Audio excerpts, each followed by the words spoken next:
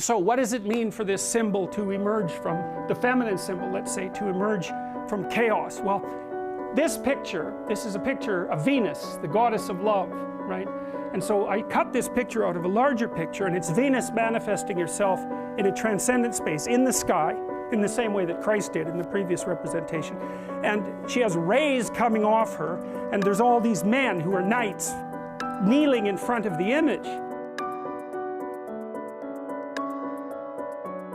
Well, what does that mean?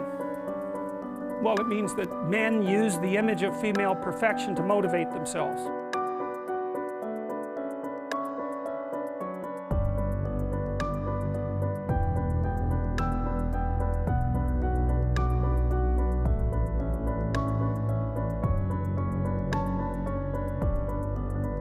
And that's exactly right. That's precisely what they do. You see that in the Tom Sawyer story. So Tom Sawyer is about 12 years old, and he's still hanging around with his friends like Huck Finn. And this girl moves across the street, Becky, and she comes out, and he's struck by her for the first time in his life. Something's changed. And the first thing he does is hop up on a picket fence and show off and balance in front of her. And he's saying, well, look at me, look at me.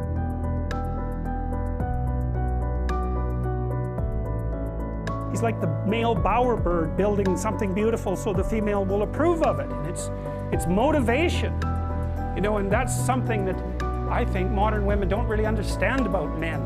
They don't understand that, at least to the degree that males are uncorrupted and not bitter because of being rejected, they're doing everything they can to kneel before the eternal image of the feminine and try to make themselves worthy. That's the chivalry story, right? That's what you should encourage in your partner.